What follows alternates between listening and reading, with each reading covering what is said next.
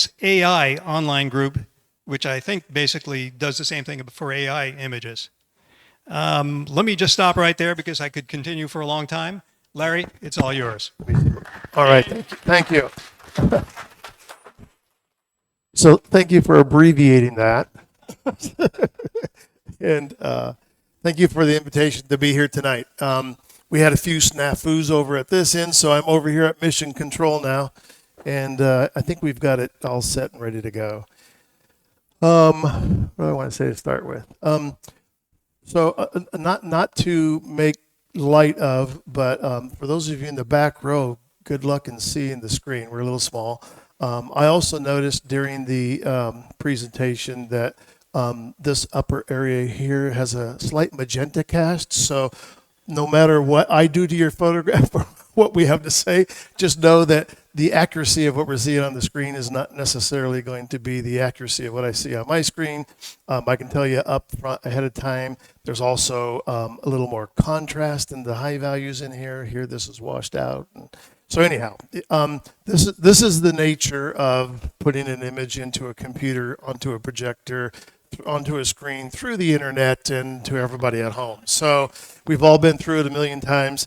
Unfortunately, the critique tonight relies heavily on the fact that I'm looking at the images accurately. So the good news is I reviewed everything at home ahead of time.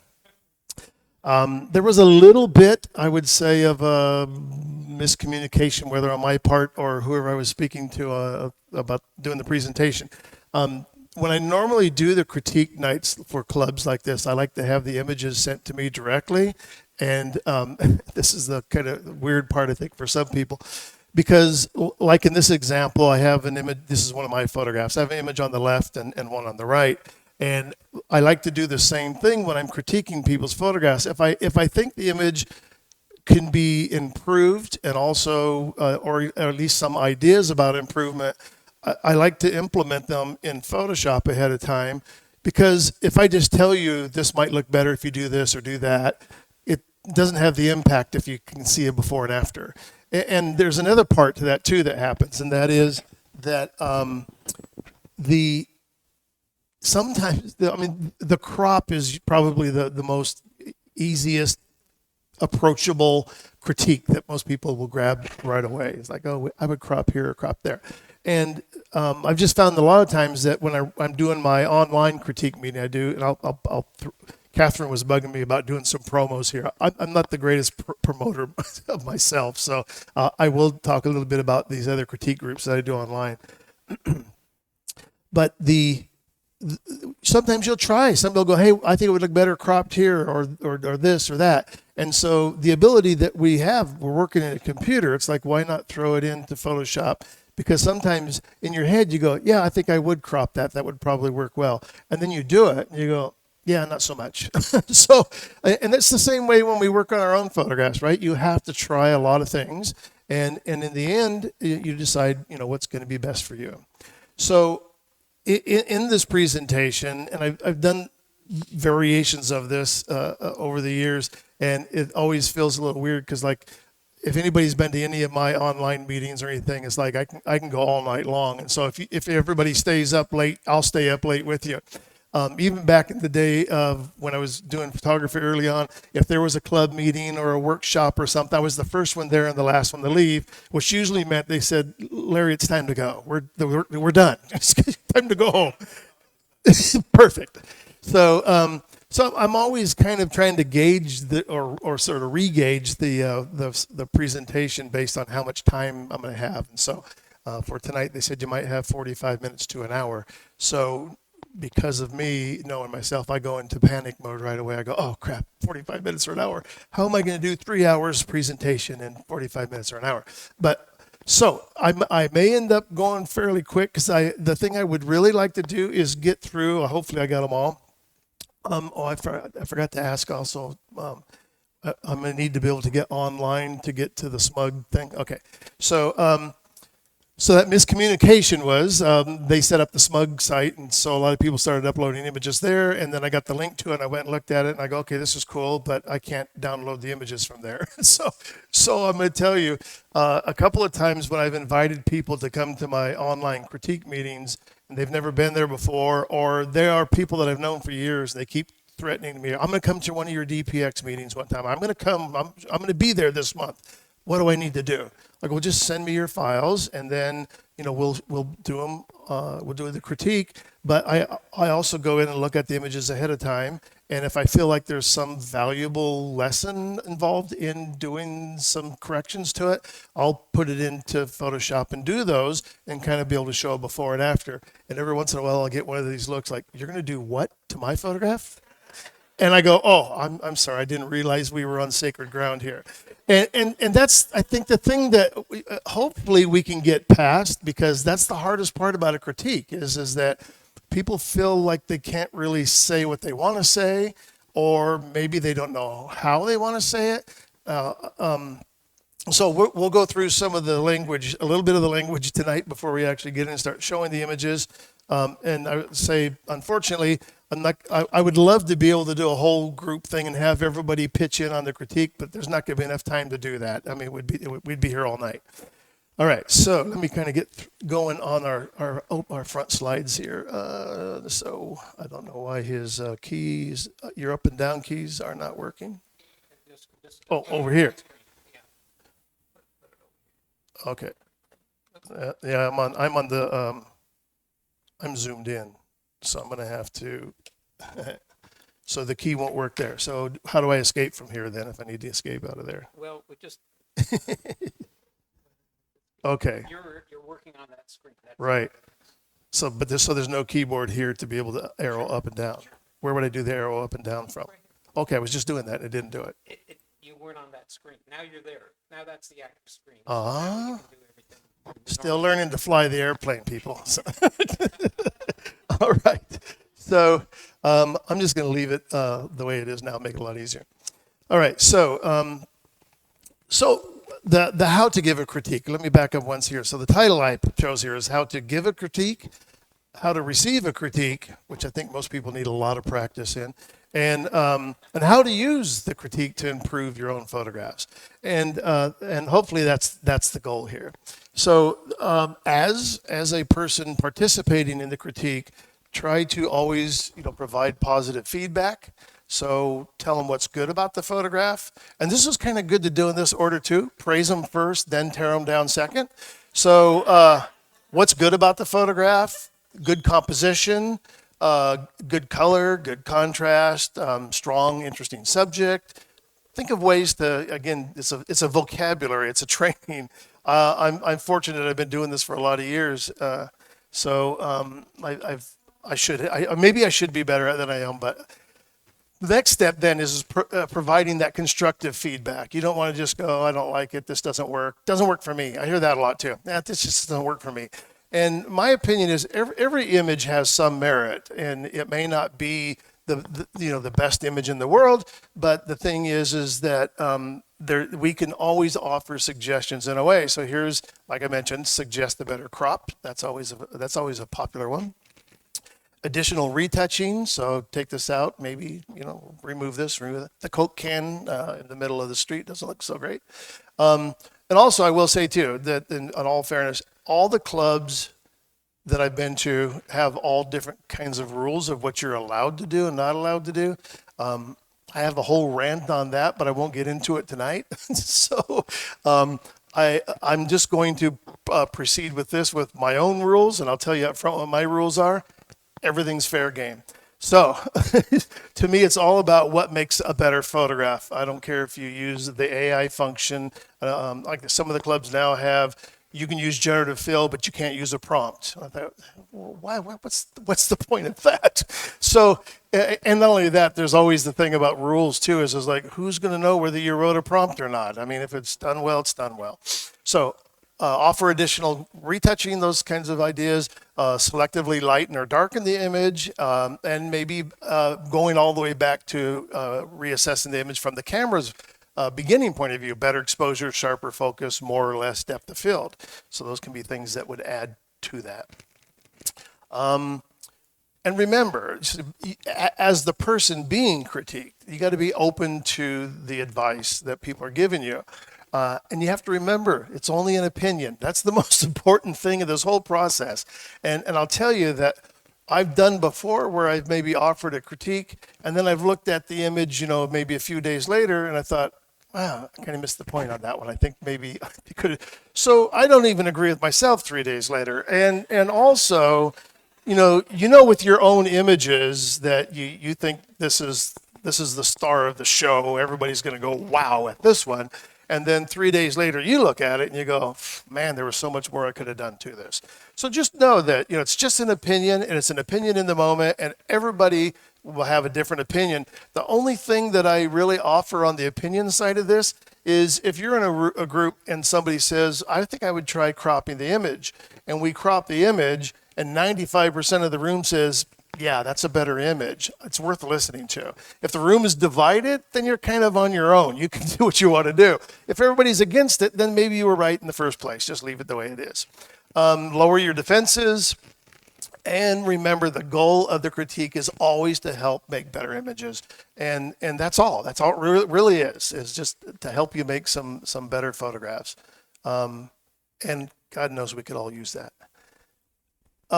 So how to use it? So you can choose some of those things that were suggested during the critique and go back and implement those changes. And if you think it makes a better image, and goes back again to my before and after idea, is that sometimes some of the suggestions I'm going to show you what we did, and then you're going to be able to go, nah, he's full of shit. He doesn't know what he's talking about. That didn't really work. That's okay. You don't have to agree with my opinion, right? That's the best thing about this. And then try out them, see if they work or not. And in the end, it's your image. You get to decide what you want to do to it, if it works or not. So the critique process may offer you a lot of suggestions about how you might improve your image. But you have to remember, you're going to need a workflow that will allow you to take advantage of these changes, these image improvements and suggestions. And the workflow is probably the most important part. And I see a lot of people when I'm working with them, I'll have them send me if they're working in Photoshop, send me a layered file. And I find that a lot of them are like applying adjustments directly to the image layer rather than using adjustment layers. They're doing a lot of things that now when somebody says, oh, I think I would do this or do that, now you've got to either start over, which nobody wants to do. So then you become even more resistant to the changes. You're like, yeah, hell, I'm not starting over. And with the ability to have a non-destructive workflow, it gives you that opportunity to go in and make those changes very simply. So if you're open to make those changes, you need this good workflow, and you need one that allows you to implement the changes in your image. I don't know why I repeated that twice, but I guess it really needed to be said twice. So I'm going to kind of just give you 4 steps. Now, I'm a Photoshop guy, and I know half the world now are not working in Photoshop 100% of the time. Most people are working in Lightroom. I love Lightroom. I think they did an amazing job selling Lightroom to everybody. When everybody was like frustrated with Photoshop, this is too confusing, there's way too much going on here, I don't know what layers are, I don't know what masking is, I'm just going to hang out here in Lightroom and I can get everything done there. Well, so Lightroom has the library and the developing module, and so the developing module is nothing more than Camera Raw. They're identical, and the thing I love about Lightroom, every time they improve Lightroom, they improve Camera Raw, so that's great for me. And but to say that you can't achieve better results, or implement some of the same changes, there might be some limitations. So some of the things that I'm going to point out in these 4 steps may pertain more to Photoshop. So if you're inclined to learning more about Photoshop, these 4 steps can help you. The great thing about Lightroom is that almost everything that you do there is non-destructive, so you can get back in and undo and change things. All right, so the obvious one, don't shoot JPEG, shoot RAW. And that's hopefully, I'm not even going to ask for a show of hands because the people who are still shooting JPEG, I don't want to embarrass you, and or force you to tell a lie and go, yeah, I'm shooting RAW. I'm a RAW shooter, everybody. So I do know people that are shooting JPEG that produce great images, and it doesn't mean that you can't make a great photograph from a JPEG. There are just some limitations to how far you can push that image. Step 2 is if you're using Photoshop, just like I said a minute ago, use adjustment layers, okay? So rather than applying a curve directly to the image layer, which the only way you can undo is through a history state, and once you get out of Photoshop, your history states are gone. So an adjustment layer allows you to adjust that curve or any adjustment over and over and over again, which then also adds to the idea when somebody says, maybe lighten this or darken that, or maybe your mask looks like crap. This is another thing I forgot to mention about Lightroom that I think is really interesting, is Lightroom is slowly becoming as complicated as Photoshop, right? What you guys all loved about Lightroom being so simple, now there's masking, now there's luminosity masking, there's all this stuff in there now. The only reason why I think it feels more comfortable is because you're only learning a little bit at a time. Each time they add something new, oh, okay, I can learn the masking here. Oh, okay, I can learn this here. But everything that's in there is inside Photoshop too. The other thing that I encourage people is that if you do decide to go from Lightroom into Photoshop, the great thing is you still have access to all the Lightroom adjustments, but through the Camera Raw filter. So if you go and you want to work back with the Lightroom controls, you basically can get back in using the Camera Raw adjustments. Step 3, Lightroom or Photoshop. Now I can say this, Lightroom or Photoshop, use masking to make selective adjustments. So that's probably the most important thing, where we're no longer making just global adjustments. And those are important things too. But the whole thing about making selective adjustments is what's going to really take your image to that next level. And again, in the idea of working with masking, whether it is in Lightroom or Photoshop, is the ability to go back and readjust those masks is really important too. So if you're using Photoshop, for God's sake, stop flattening your files with masks on them. I see that a lot too. Number 4, Photoshop. And this is the one that I think a lot of people like turn off, but using smart objects. And so smart objects are some things that a lot of people don't take advantage of in Photoshop.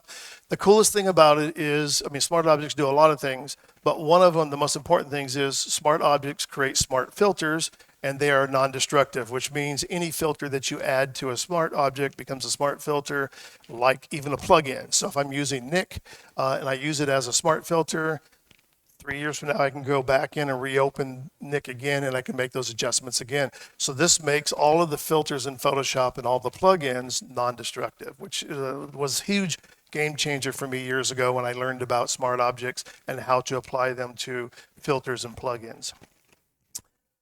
And so that's your 4 steps. So a little bit about the critique thing. First, I was excited when I usually now ask the camera clubs to make a suggestion of what topic you would like to cover, because what I might think is really cool, they might go, yeah, everybody's bored to death with that, let's do something else. So when it came back to let's do a critique thing, I said, okay, great. The critique process has been, really important to me since junior college days, which was like more than 20 years ago, right? I got too much gray to hide that. But I had a class there with a teacher. Susan Rankaitis was the teacher, amazing artist, but an amazing educator and amazing leader in a group situation. We had a class that she did. It was called Portfolio Development, which meant we just showed up every week. There were 10 of us. It was a small class.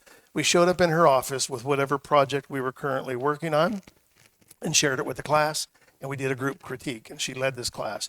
I learned more in that class than I did in any technical class anywhere on campus.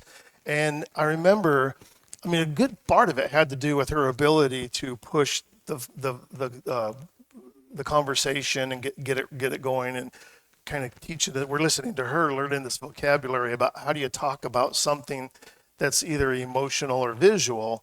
Try describing an image to somebody without having it in front of you. Well, it's blue and it has a mountain. But I remember when I had that class, I was right away, I'm like, there's got to be a place where you can go do more of this, because I learned so much in that class. And as you started looking into it, if you weren't taking a class, there was really no place to go. And that was reason why I started up doing these critique nights. Now there's one here in Orange County that meets at the Fine Arts Center in Irvine that I started 40 years ago, maybe. They're still meeting. So when I moved down to San Diego, we're in San Marcos now. When I moved down to San Marcos, I turned the group over to two of the guys, and the group is still going. I don't even remember now what days they meet on, but it's called the Photographers Exchange. They meet at the Fine Arts Center.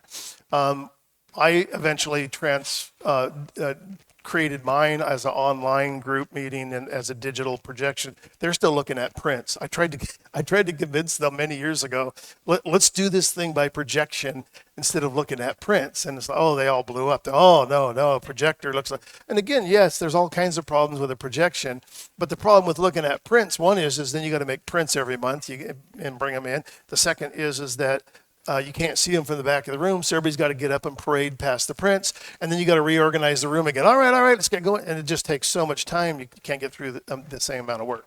The second thing is what I said earlier, having the image in the computer is such a positive part of being able to demonstrate it. So I probably need to update this slide. It's been over 30 years now. So doing personal critique groups, the Photographers Exchange, I just mentioned. Digital Photo Exchange is my online meeting. It meets on second Thursdays at 7 p.m. It's a meetup group, so you can either just Google my name on Meetup or Google my name on Meetup, search my name on Meetup, or even in Google, if you just put in Vogel DPX, it'll show up. For camera clubs, the San Diego Fair, which I sadly have to report to you, I've been exiled from the San Diego Fair as of last year. Because I dared want to do a presentation on AI, and they scheduled it, and then at the last minute, in the very 12th hour, they said, we've decided we're not going to let you do your presentation. I'm like, why? They go, well, because we didn't allow people to submit AI-generated images. We think everybody would be confused if we had a workshop going. I go, I think they're all smarter than that. I don't think anybody's head's going to explode when they walk into a room. I go, we need to start talking about this now, not like 3 years from now. So anyhow, they didn't let me do my meeting. So I decided I was going to do it live online and stream it instead, which actually worked out better. I had more people online. It's now up on YouTube, so if you want to look for it there on my channel. And now there's several hundred people have seen it instead of 30 people at the fair. I think my big mistake was my moment of advertising insight was to call the presentation the unfair presentation, which, but come on. I mean, if you thought of it, wouldn't you have used it? Once I thought of it, I go, okay, I have to use it. But anyhow, they got a little ticked off about it. So anyhow, they uninvited me again this year. So when I added this up, I figured I've done over 500 critiques. I had to do it 2 or 3 times because I was astonished myself. I go, there's no way I've done that many critiques. So in this critique process, we talked a little bit about it. But again, what is a critique? A detailed analysis or an assessment of something. In this case, we're talking about photographs. It's a review, an evaluation, a commentary, and once again, it's an opinion, and it's an opinion. You have the ability to accept or reject the critique. Listen to the opinions, choose the ideas that you think work the best. The goal of the critique is always to find ideas and suggestions that will make an image better. Again, better is subjective, so be careful with that. Providing positive feedback. We went through some of these already. You can tell I've merged 2 presentations together, and that's sort of the same thing here. So what I will say is because of what happened, the SmugMug upload, and then it got corrected. They sent out an email and said, if you want to send images. So a few people did send them directly to me. So I'm going to give a fair warning. Let me take a drink here. Because I couldn't download the images on SmugMug, and I thought there were some really interesting images there that I could offer some interesting suggestions to. I did screen captures off of SmugMug. Sorry. It's funny when you right click on SmugMug and it says you can't, these images are not accessible. They're copyright protected by the owners. And I go, okay, so I'll do a screen capture. So the only problem with the screen capture is you lose a little bit of color and all that, but we've lost so much here anyhow. So I figured, what's the big deal? But you'll at least get the idea of where I was headed here.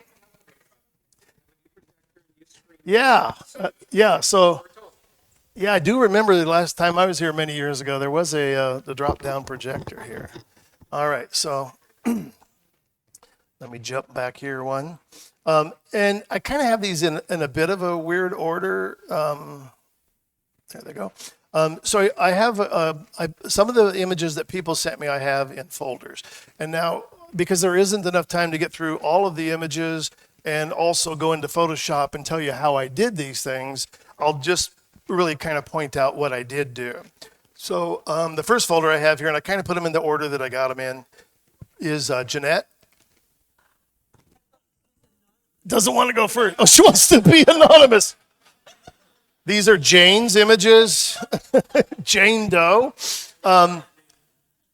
So the image that she sent me, and I'm assuming this one kind of felt like there wasn't a lot of work done to it. Is that true? Is this? Okay.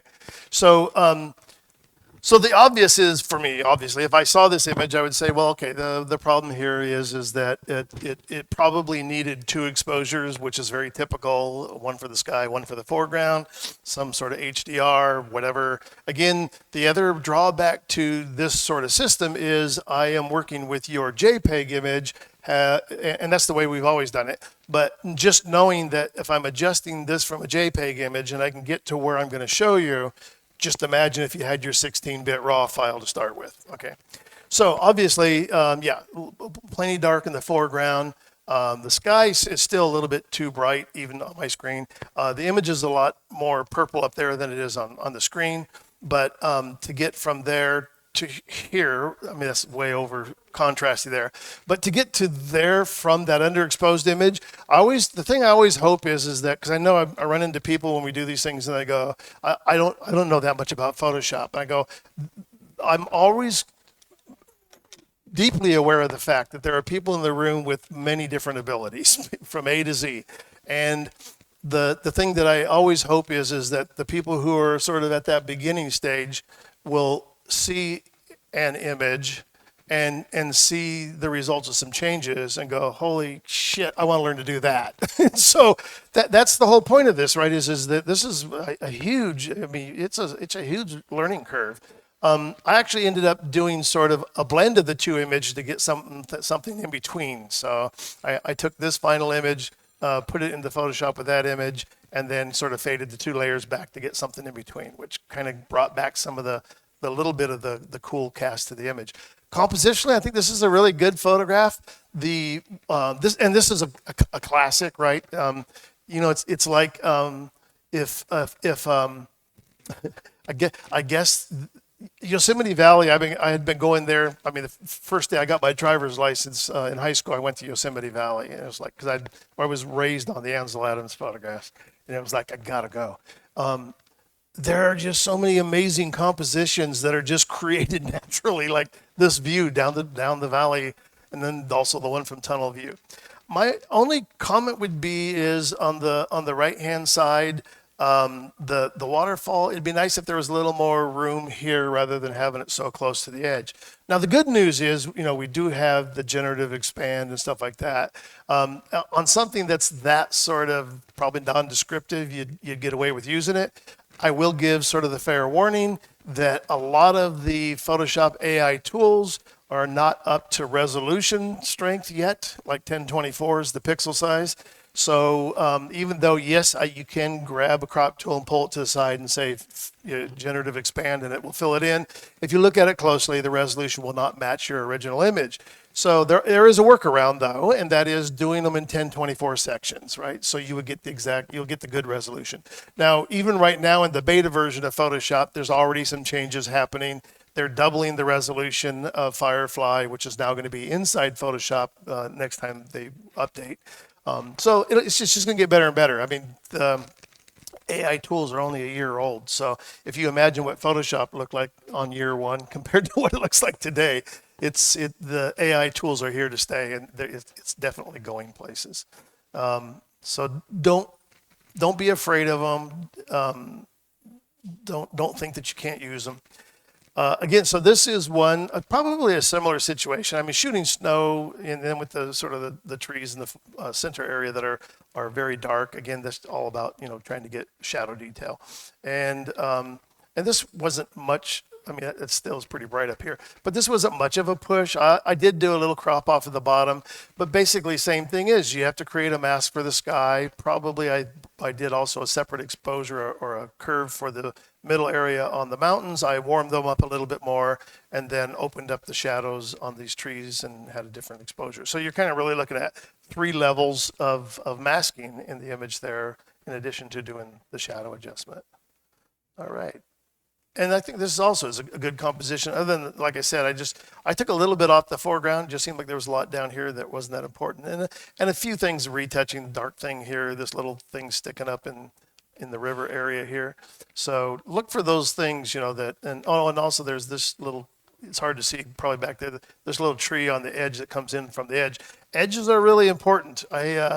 I harp on them a lot. And so one year in one of our meetings that we were doing, this lady, her brother worked for the Border Patrol.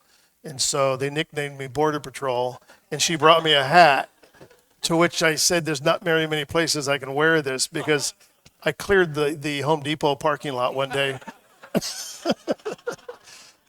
But all right, so I jest. All right. So next up is the anonymous Susie Quinn. Susie here? All right, hi. All right. No, you know, I think this is also part of like getting over the hump of the critique too, is you're not going to be anonymous every time, right? And it's important too, because like when I do my regular meetings, I also ask people if they want to tell us a little bit about their photograph. Again, this is a much higher contrast, but the Eiffel Tower is a little bit blown out. But I really like sort of the spontaneity of this street photograph. And it also has a lot of sort of noise or grain in it, if you will. And I didn't think it was worth taking it out of the photograph. I thought it worked well in the image. I love the choice of black and white. So I would just, oh, okay, cool. Yeah. So according to some of the people in the world, you cheated. Yeah. I always love that analysis. Whenever you use something that works really well, oh, you cheated. No, okay. So we all suffered that when we went from darkroom to digital. We all cheated in Photoshop. So the only thing, this sort of really dark area on her dress, I thought could have used a little more shadow detail and also a little more. I love the idea of that light in the background. So not making it feel like it doesn't have extra light back there. Again, on the edges, there's a few little weird things on the edge that I kind of wanted to take out. And again, this is going to look super contrasty. But even again, on a little JPEG, being able to pull that dress back out or the detail out of the dress, pretty incredible to be able to do on a JPEG, because it was almost, you know, there was a little tiny bit there, but I think it just opens it up a little bit. It doesn't take away from that kind of cool lighting that's going on anyhow. Now, this is the keeper of the night. I think this is a beautiful image, well seen. I love that the red flowers are in the foreground. I love that you can make out the person with the umbrella beyond the sheeting that's covered in rain. Again, there's this great compositional rule, which I hate the idea of a rule. They're guidelines. There's no rules in composition, but a guideline of never put anything in the middle of an image, to which I add unless it absolutely works. And I would say in this case it works well. I don't mind this being in the middle of the image. This edge on the left-hand side, it looks like there's some plastic sheeting or something that doesn't have any raindrops and it's not transparent. So I would fix that. The little bit of a sign that's sticking up here, also would take that out. And it was weird once I kind of started working on it, then there's a couple of these little like horizontal, they might be lights or something in beyond the scene there, that I ended up taking those out also. But the most important part of it too was I kind of lighted up the middle of it, right? So if you see there to there, if you think about, like, almost always there's this sort of dark in the edges and light in the center, if that's where you want people to look. And that's just a curve in a mask. Yeah, so like in Lightroom, you'd be able to use, you know, probably like an oval mask. And what a lot of times what I do is, because in Photoshop, and you can do it in Lightroom also, you can copy the mask and invert it. So if you create one mask to lighten the center, then copy it, invert it, and then darken the edges. And then you have a perfect match of that lighten the center, darken the edges. Beautiful. I love, and that blue really makes the image. I just love that color in there. Thank you, Susie. and Miss Catherine Singa. Again, this is horribly blown out up here. Trust me, it's not on my screen. So we're gonna have a hard time seeing high, bright details here. I love the idea of what you've done, combining the flower and introducing a new background. I think that works really well. The only change I made was really subtle, and that was just kind of darkening the background a little bit and then put a little bit more sort of mid-tone contrast into the flower. Again, it doesn't show here real well. And I think I lightened up some of these little green pods that were a little bit on the dark side, but not much more than that. Not too much at all. It's a really nice image. I might, I don't know, whether, because if you have them on two separate layers, if you made the flower just a little bit smaller so it's not close to the edge. I don't know if is this exactly square, do you remember? Don't know? Because it does feel like it. So I love round objects in square frames. They just look so great. So because of the round flower, I think the square format works really well. So rather than extending the canvas here, or, I don't think the flower could be moved over to the right a little bit more, but if it was made just a tiny bit smaller, not much, just would give you a little more breathing room on the edge. And this was cool. It took me a second to figure out what was going on, right? I'm going, no way, all these wells lined up, went in sequence, and then I realized, yeah, no, that is not what happened. So kudos to you, because you made me believe that first when I looked at it, right? Then I go, okay, no, this is really cool. A sequence all put into one image, very well done.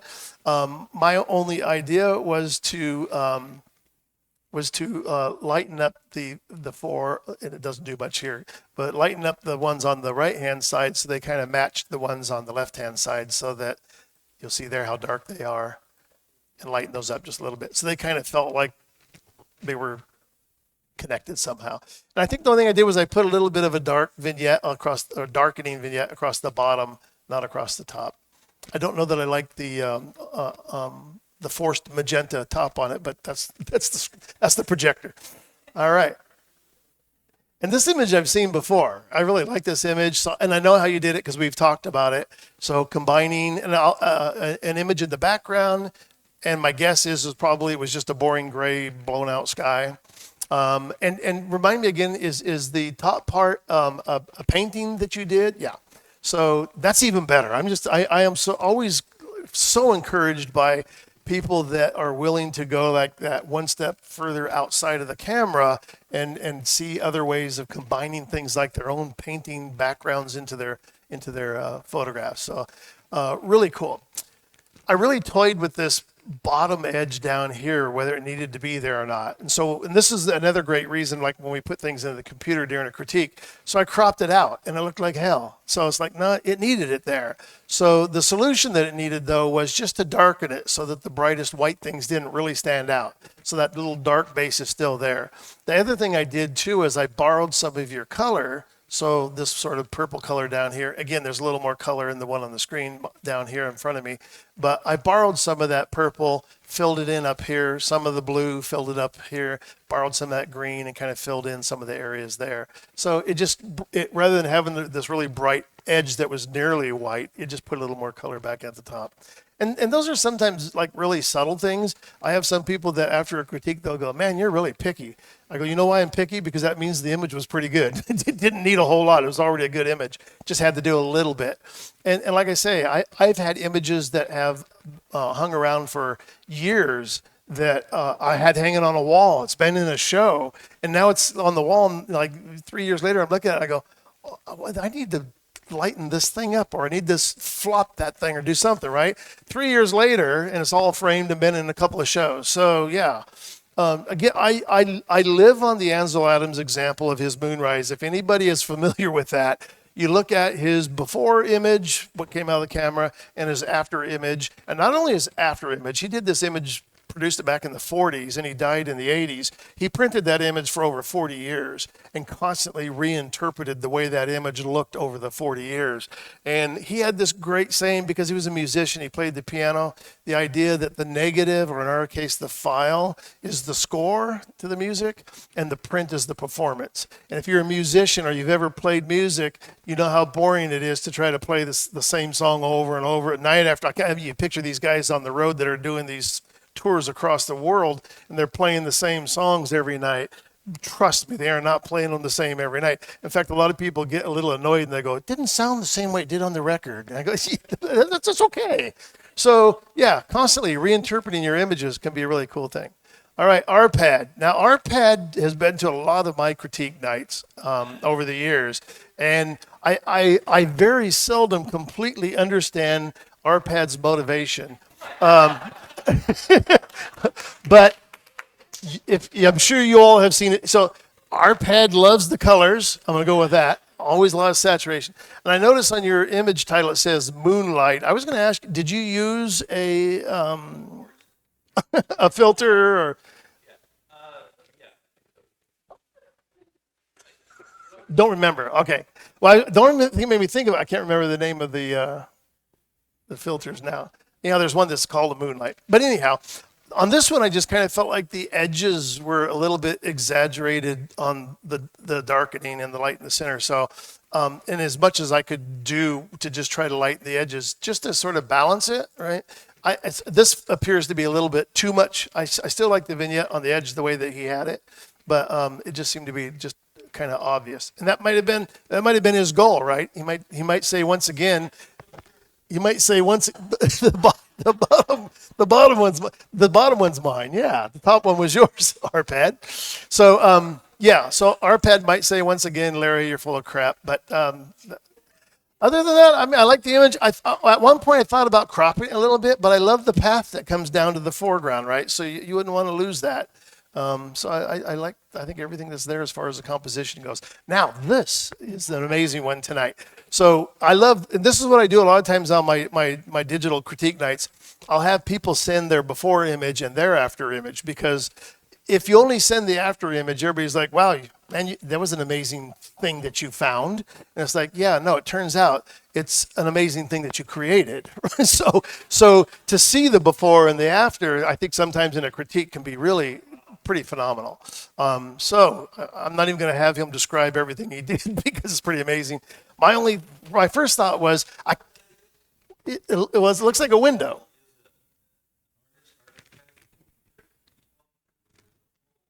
Yep.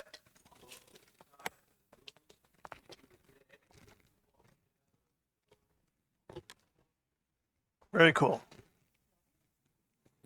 So my thought was, it felt like it needed to be in this direction for whatever reason. Then additionally, once I had flipped it to, I got the idea that this is a window, but it's like, you've already abstracted this thing, right? So it's like it could be anything at this point. So rather than maintaining this sort of, glare that's on the edge of the glass or whatever is going on there, I decided to go ahead and just fill it in with the sky blue. But then I did the same. I copied his green here and filled in this bottom part of it, only especially because once it becomes the bottom part of the frame, it seems like it's too bright and kind of disjointed from the rest of the image. So I just colored in that bottom part and then filled in this space with just that sky blue color. No. If this were a real image, this is so abstract at this point. And this is one of the things, you do have to be careful of, is when you invert images, that this gives the impression the light's coming from below, or it could still be coming from the top because it would cast that shadow since it's inset. But I don't mind where the shadow is in the image. This is so abstract at this point.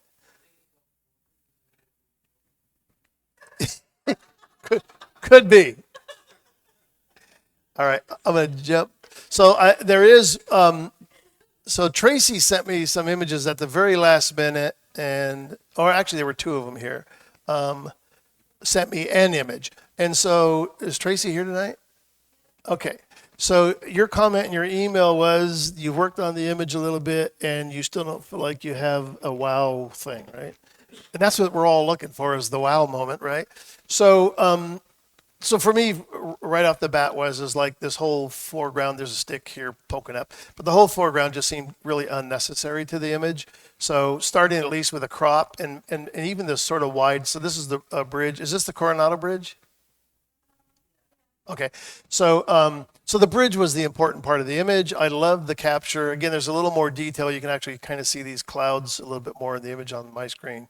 So anyhow, I did a crop, and then added some more contrast and brightness to the image. And then you'll notice also over here on the right, on the original image, the lights over here are all kind of just white, and these over here have that nice warm color.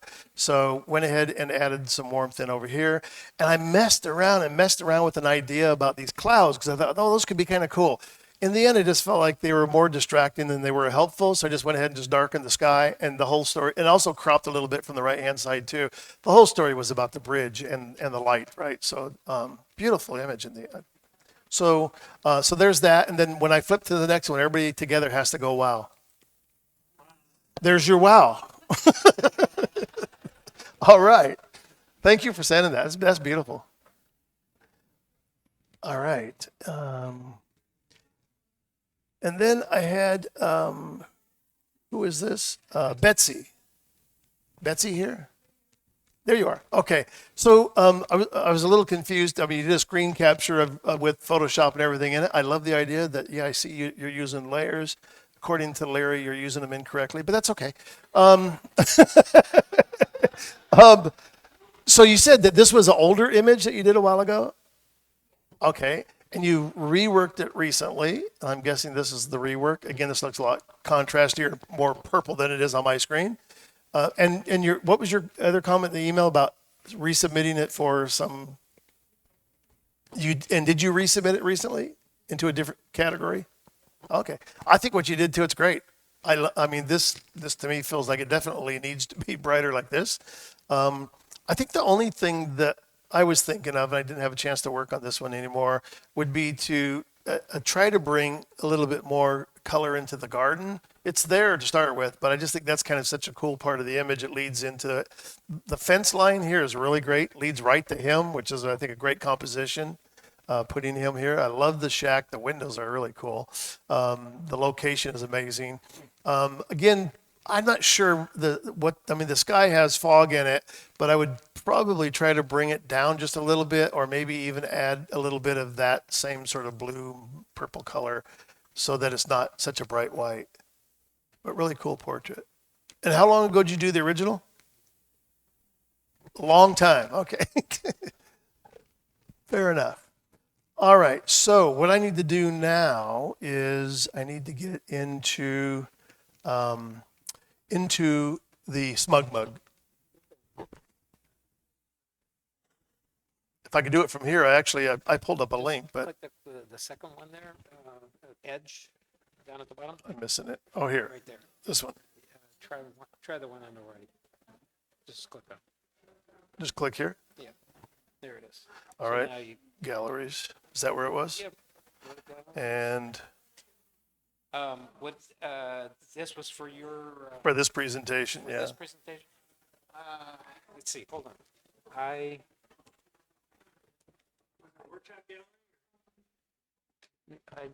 preloaded it because it was in Oh, was that it? no, Nope. hold on.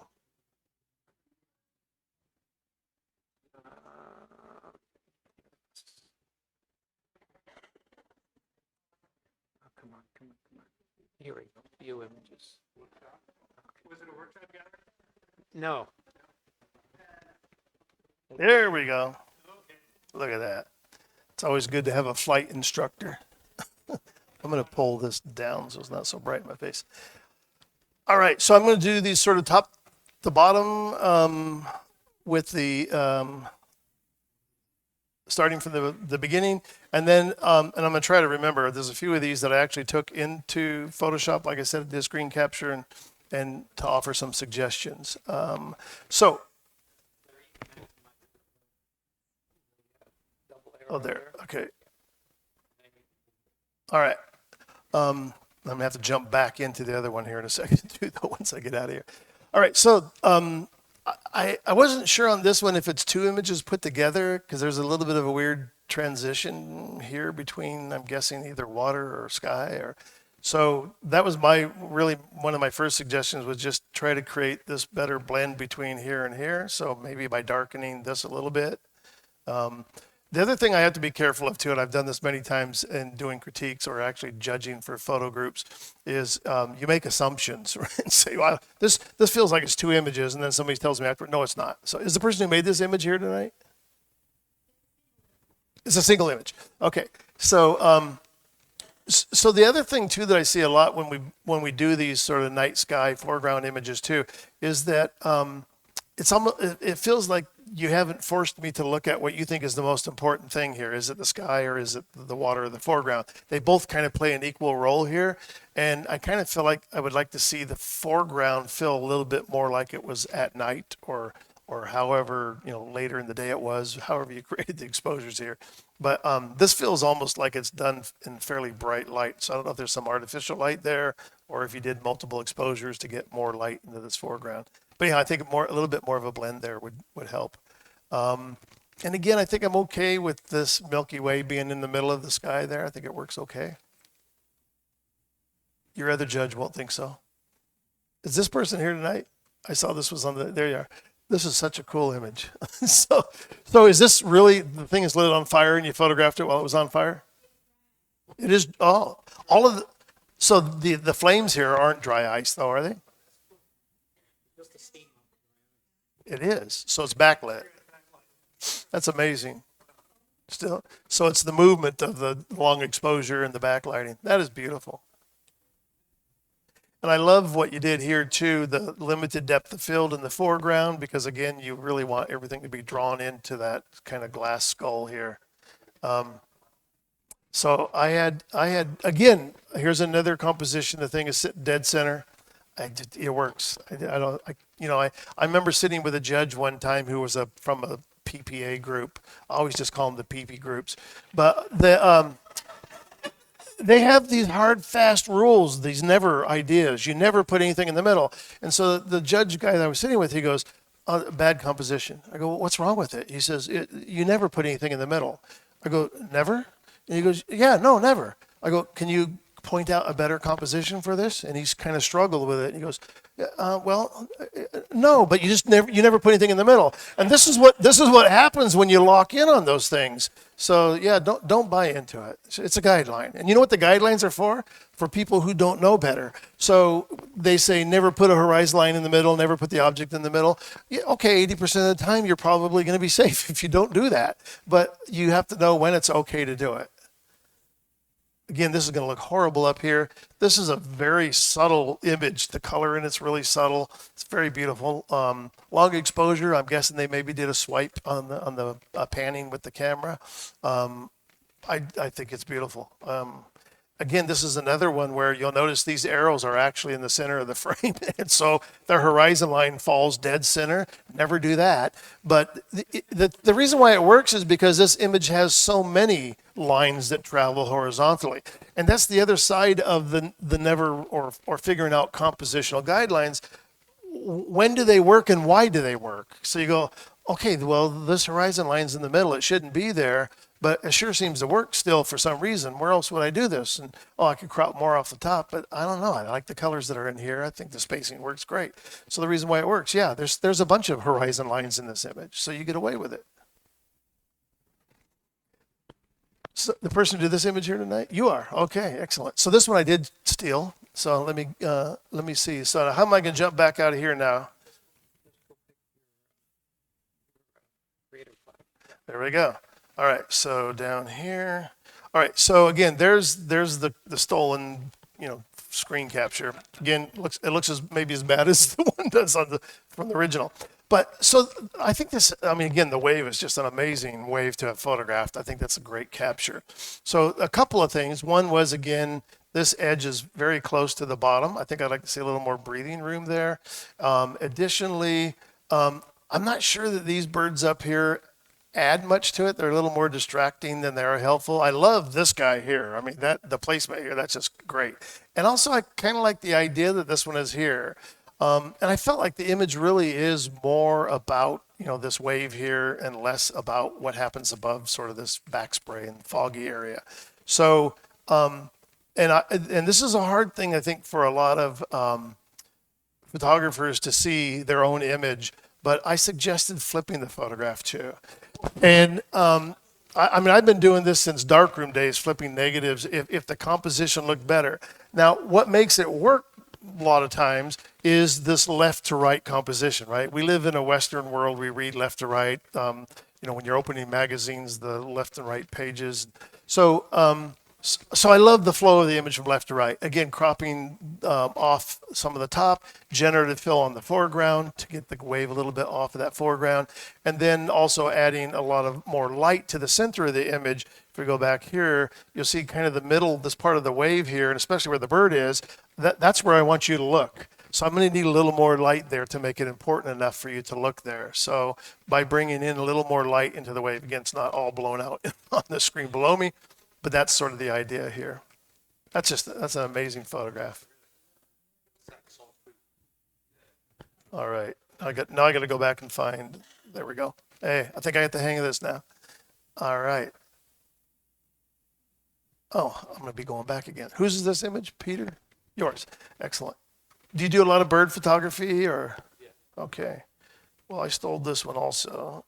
I did a screen capture. And let's see here. All right, so there's the screen capture. So for me, two things. Okay, so this is one that I kind of felt like didn't work with the duck in the middle. And we'll talk a little bit about why when I get there. The other thing is the twigs or the grass reeds here are a bit of a distraction. The reflection is so cool. The color is great. So these really are kind of distracting. So that was the first thought, was to get rid of these. So I put it into Photoshop, filled those spaces, got it out of there. I thought, okay, so now the duck is just sitting in the middle.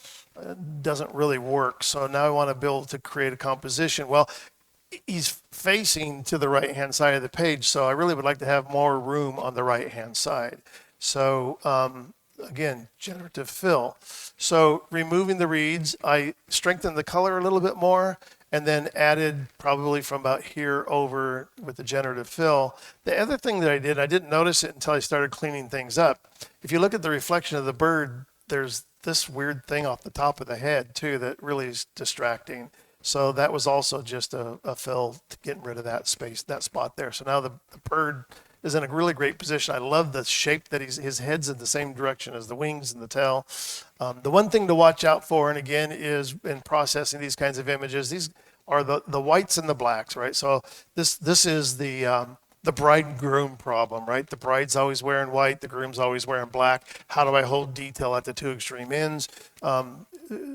With a lot of difficulty. but again, this goes back to using 16-bit RAW files and getting it in the raw part of the processing, getting good shadow highlight detail out of the image. But a great, really, really cool image. All right, let me jump back here, I believe.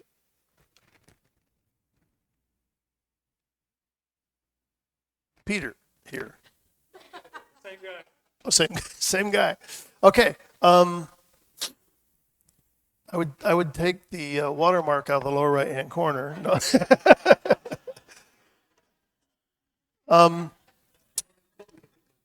Yeah, I just followed directions. Very cool. I mean, again, these are like when an amazing sunset almost makes it for you, but still, yes, you have to find a capture. I love the idea that, this whole jet trail thing that most people get pissed off about really works well in the image this time. There are a few little things. There's a little spot here. I don't know if that was a bird or if this was a bird also. I have sort of a guideline, not a rule, guideline that, when it no longer looks like a bird anymore, get rid of it because it now looks like a flaw in the image, right? Or make it bigger. But again, beautiful color. I love the placement of the mountain. The silhouetting of the mountain works really well. Wow. Yeah. So once again, proving you don't have to drive 500 miles away from your house to get a good photograph. That's really great.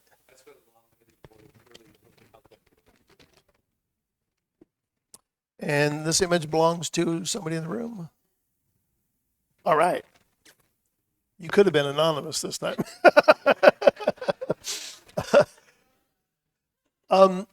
I like this image, again, the composition. You would think, again, based on that rule left to right thing that, maybe you should flip the image, but I think this works just great.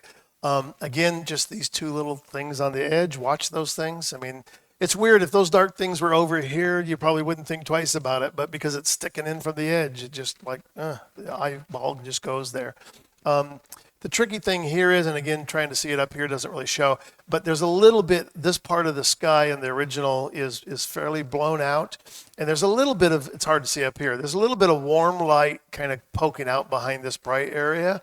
And then the rest of the clouds are pretty gray. So it actually looks nice with this light coming here.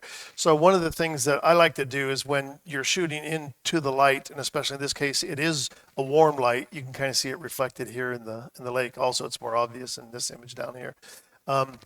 Is to go in and go ahead and take those whites in the middle of there and warm them up rather than letting them, if they're 255, 250, the pure white, especially if you print it, it's going to be real obvious that there's no ink there in this paper white. But there's a great tool inside Photoshop called Selective Color. You can select the whites and just add a little bit of yellow to it, a little tiny bit of magenta, and you'll have a warm tone there. If it ends up showing up, in the rest of the image and you don't like it warming up the rest of the whites, just put a black mask on it and open up this area there, and then all of a sudden, now you don't have to even make a really fancy mask or any fancy color corrections. It's just a great tool. Cool image though. What lake is this? Lake Wobegon. Is that what you said? All right. Who's this? Wow, she's dominating. I debated putting this one into Photoshop and looking at it. I wasn't. I mean, the tree is a little bit like I don't know for sure, but I don't want just to cut it off and have a branch hanging out in the middle of nowhere. So it feels good rooted there. I also wasn't sure if it would look good flipped or not. I think it actually kind of works the way that it is. The couple of things. One is this sort of bright light shining back here. Just remove that. This little bit of pine needles up here. I mean, I don't mind that these are all soft because the focus really is here, but I would remove those on the edge. But beautiful capture of the bird. It's amazing. And this one. All right. I didn't really have a lot of suggestions here. I think, again, this is another one of those compositions where this horizon line falls almost in the middle, but it still kind of feels like there's a worthy amount of sky in there. I might darken the sky a bit. And one thing you got to be careful of is everybody loves the dehaze filter now, but the problem is if you were to use dehaze on these mountains is then it's that haze that helps create distance in your image.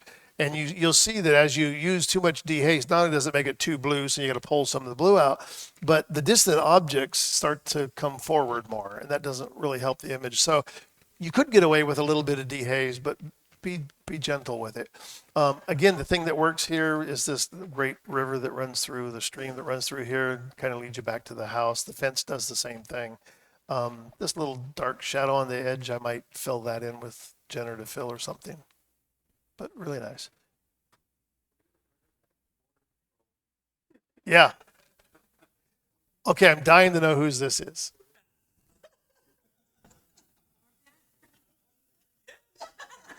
Is it yours, Arpad? I love this image. It's harder to tell up here even. When it first came up, I'm looking at it, I go, oh, what a beautiful abstract.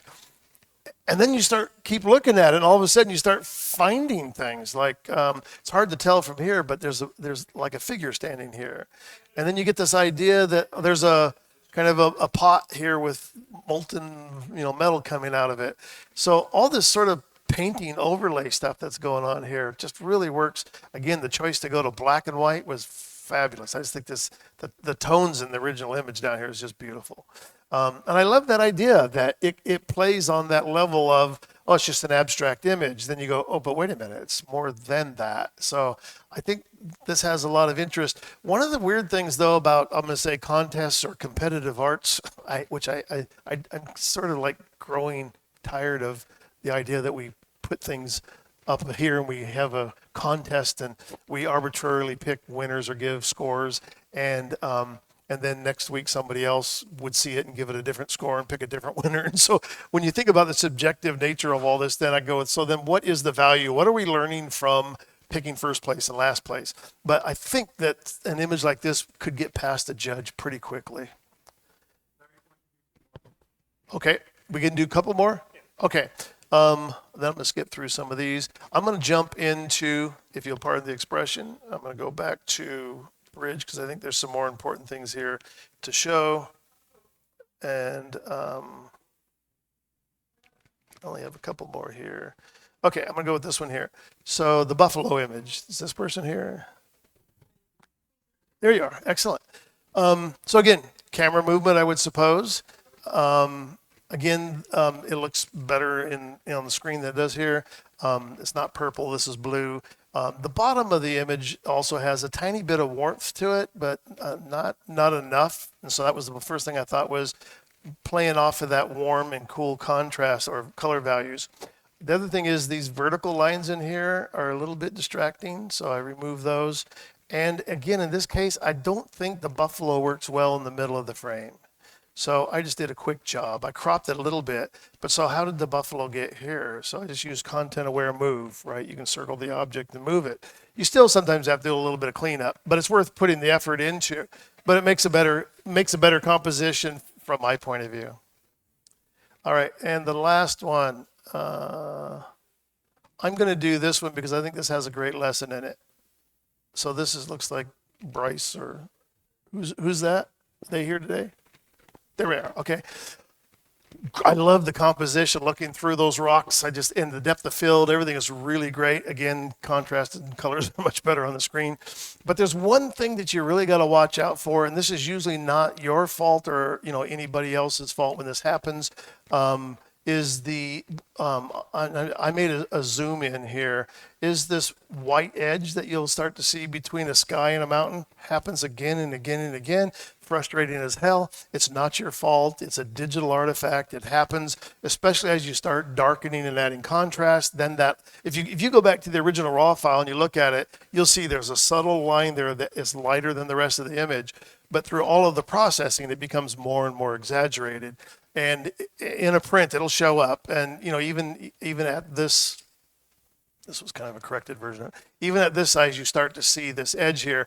And I would hate to spend $300, $400, $500 to make a 30 by 40. Now it's really going to show up. So I'm going to say the easy fix, but a fix is to actually retouch that line in Photoshop. And so for those of you, I'm not going to go in and show you how to do it, but I'll give you a brief description. So using the clone stamp tool, and the clone stamp tool you can set to a blend mode. And so if you use a blend mode of darken, that means if I select this blue value here and I clone over that white line that was there, it's only going to clone the pixels that are 50% or lighter than the ones that I've selected. So it actually won't clone inside this area. It's too dark. The other thing you can do too, which is real simple too, is to make a selection, and the selection will most likely include that white line on the outside of the selection, or the inside of the selection in this case, where you can still just make a clone stamp selection and just clone right around the edge there. You have to be careful because you have to keep picking new values to say sort of parallel to where you're removing that white line. And I've had people say, well, that's a pain in the ass. I go, yeah, but guess what? It's actually a technique you can do. So it's like, it would be worse to think that there's no way to get rid of it, right? So yeah, so just keep an eye on those things when you're doing skies. This is where it will show up the most. Sky against the mountain, sky against the building. Just remember you can do a selection, or you can use the clone stamp tool with the blend mode. All right, we didn't get to everything, but we got through quite a bit. Yeah. No. It gets worse. Yeah. So everything that you do makes it worse, right? But so when you darken the sky, when you add contrast, you add saturation, that line just becomes more and more obvious. But I'll guarantee you, if you back off and go back and look at the original raw file, you're going to see there's a little faint, line there that's lighter than the rest of the image. It's just it's the sensor capture that happens in the sensor, and it just gets worse as you start processing. Bends. Yeah. Yeah.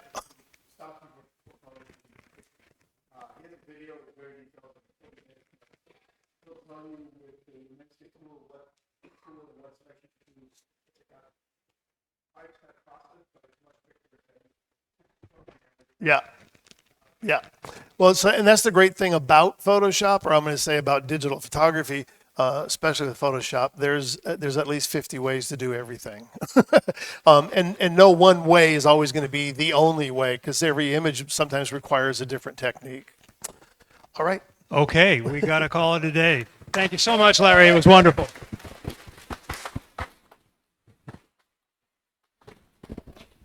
Thank you, everybody, for coming. Have a great month. We'll see you next month. And anybody who's coming to the